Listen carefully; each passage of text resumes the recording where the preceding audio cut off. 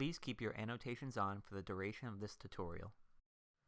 Hello, this is Blackbeltginganinja, and I am here with the first of hopefully many tutorials for Mirror's Edge speedrunning. So, this video is simply a setup video to show you all the things you need to do before you can start running the game, which shouldn't be too many, but it's a little bit of a process, and there's a lot of resources that you need that are scattered around various places of the internet and in the game files, and a couple things that will make speedrunning easier and more accessible. Now, the first thing I'm going to show you is the Mirror's Edge Leaderboards for speedrunning, where we track who's who in the Mirror's Edge community. You can get to there by doing bit.ly/MELBTK. That's bit.ly/MELBTK. That will redirect you to the Google Doc that we now call home for the Mirror's Edge Leaderboard. I forgot to mention it while I was recording the video, so I guess I'll mention it now. This is the speedrun.com leaderboard for Mirror's Edge, which is simply speedrun.com/mirrors_edge.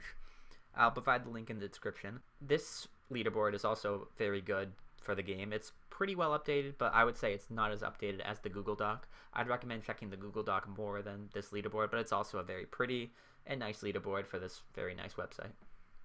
So right here is the Mirror's Edge leaderboards. As you can see, it's just a standard Google Doc with the different categories and tabs down here. But this is really the category that are the most important and the most relevant at this moment. So as you can see, we have it based off without loads. That's the #1 way to prioritize whose run goes at the top, which I'll explain to you how to do automatically. So this is the leaderboards, bit.ly/MELBTK. Now, the other website that we are currently using for Mirror's Edge speedrunning, we have a sort of forum. That's MEDB.tk. Now if we go to there, so sign up, admin will approve you. Here on MEDB.tk, Mirror's Edge database, we have lots of different things that you may need for speedrunning. General discussion, our knowledge database, or what's starting of it. We just kind of discuss different strats and different things that may happen in the game. It's a good place to ask questions, tutorials, new finds. So one big thing I want to show on MEDB.tk is a resource pack of sorts that I made. If you go under knowledge database, and then to this, every resource you may ever need, this is a very important link. I'll be linking this especially down in the description below. Right here we have Livesplit. Now if you don't have Livesplit and you're new to speedrunning, Livesplit is the split display program that we have on the screen normally for speedrunning. It's what many people use. Some people use WSplit, but for Mirror's Edge you have to use Livesplit. As I wrote here, the reason you have to use Livesplit is because there is a built-in load time remover. Now you can technically manually remove your own load times, but that is a very tedious and annoying and inaccurate process. So we really prefer that you use the automatic load time cutter and you use Livesplit. Now, you really don't need this plugin anymore. This plugin's irrelevant, this part right here. It's for older versions of Livesplit, but if you just download Livesplit, I'll show you how to set up the load time cutter from there. We also have this program called AutoSplit. What AutoSplit does is it automatically splits at every checkpoint for you. Now, you don't have to use this program. I know a couple runners that feel that it's too many splits. It's about 58 splits, which is quite a lot, I'll admit.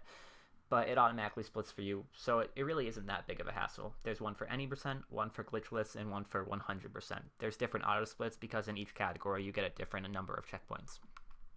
So I guess I'll go into showing you how a Livesplit works right now. Please ignore everything on my desktop, but right there in the middle is Livesplit. Again, we use Livesplit to track our progress during the run. I'm not going to go into a full tutorial on how to make a layout, but I'm using the colors white and red just to match Mirror's Edge with a horizontal layout.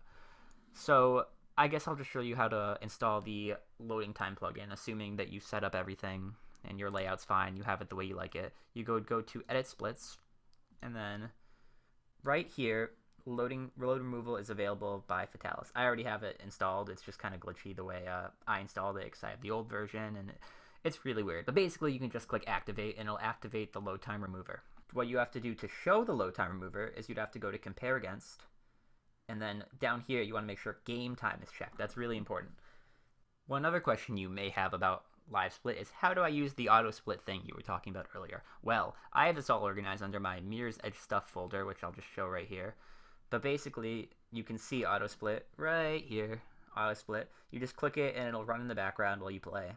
That's the program. Now the split, I have the splits right, it's just a split file right here. So what you can do is in Livesplit, you just go to File, Open Splits, from File, find the split file, open it, boom, that's it. It's that simple. So what that will do is if you enable your hotkeys in Livesplit, it'll automatically hit that hotkey every time you hit a checkpoint in Mirror's Edge, and it'll automatically split for you. Real simple, real easy. One last thing I wanted to touch on while I'm talking about Livesplit is the quirk with autosplit. Now, as you can see, there are some amount of splits. I don't know the exact number. It's around 50.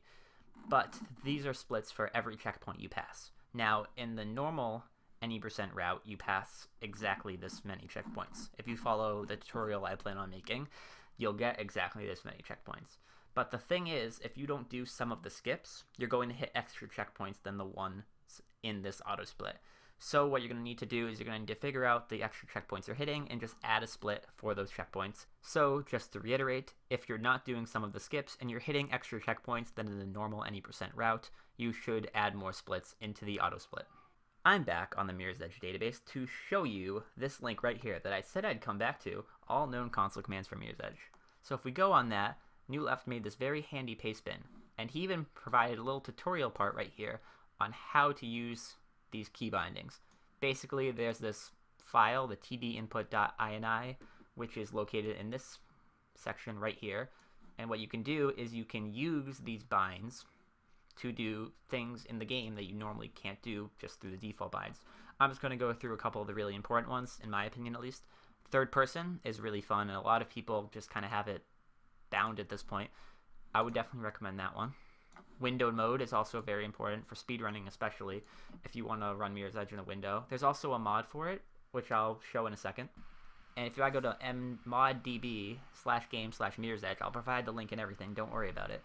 If you go to the download section of this website, you'll see this very conveniently made windowed and full screen mode option buttons mod. Now, all this mod does is add a full screen and windowed option to the pause menu, so you don't have to go in-game to change that. I don't use it. I like to run on an unmodified version of the game, and I try to keep it as unmodified as possible. But if you'd like to add that, no one's going to complain. There's even a nice tutorial on how to install it. It shouldn't be a problem. But this is a really easy way to do it as well. You can also change the FOV through this bind right here. I wouldn't recommend changing the FOV because if you ever get really good at the game and you start getting close to world record, people are going to question the legitimacy of your run if you're using a better FOV. It doesn't really help, but it's just better if you don't get used to a different FOV and you stick with the default 90. This bind right here lets you restart from where you started. It's on line 46.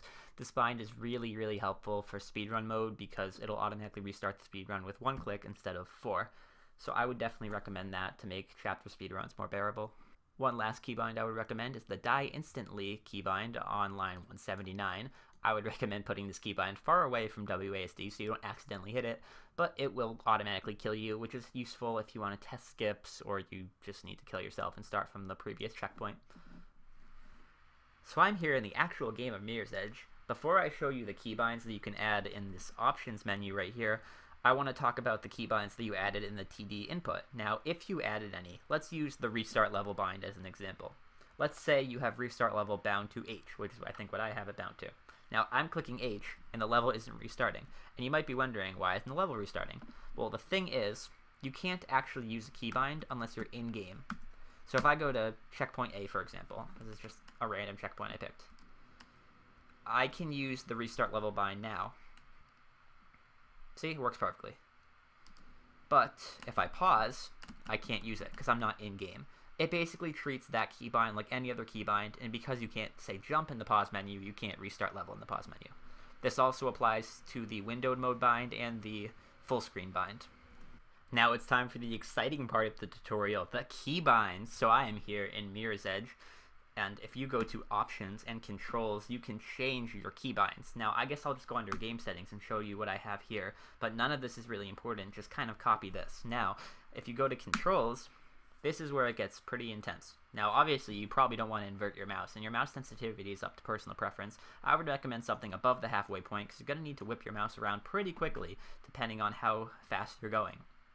Now, all these keybinds can stay the same unless you like to change them, but the main thing you need to change is you need to put either your up action to scroll up or scroll down. Now, although I have it on scroll up, I'd actually recommend doing it to scroll down, because that's what most people do. And I've heard from certain speedrunners that it's actually better to use scroll down. That's what all the bunny hoppers use, so it would make sense that scrolling down would be more reliable. Again, I have scroll up, but you can set your up action to either scroll up or scroll down. This is going to be important for kick glitches and other glitches that require you to jump off frame perfect things. Under actions, you're also going to need to bind, I don't even have it bound right now because I was playing glitchless, but you'd have to bind your interact button to the other scroll direction. Because I bound jump to scroll up, I'm going to bind interact to scroll down. And I guess I'll just save that. Now everything else, again, can stay the same, but it's really up to personal preference. I know some people don't like having spacebar bound to jump, so they unbind that, and they bound spacebar to use. Again, all personal preference, whatever you like.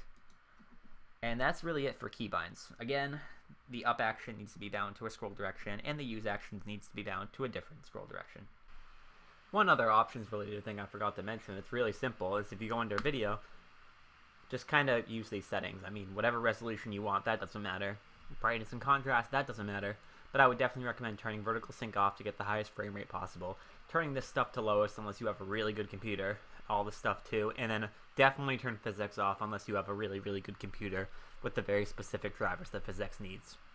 I'd also like to mention that the Mirror's Edge speedrunning community does have a Skype group where we talk about the game and other casual stuff. So if you'd like to be added to that Skype group, you can contact me. And if you speedrun Mirror's Edge, if you have an interest in speedrunning Mirror's Edge, we can add you to the group. You can click the link on the left to go to Blue Satan's tutorial. He made a tutorial a while back on Mirror's Edge movement. It's a really good tutorial. You should check it out. Or you can click the image on the right to go to my next video, which will also be on basic movement.